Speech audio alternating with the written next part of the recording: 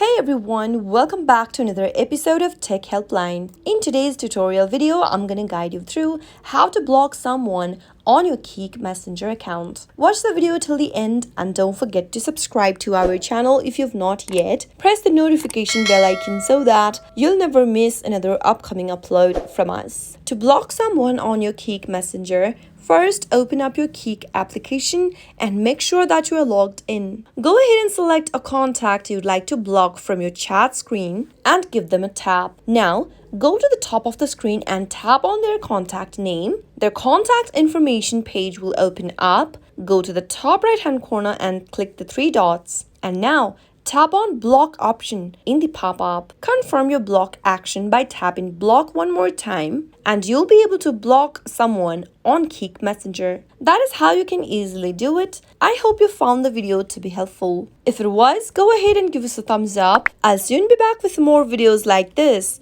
Thank you for watching.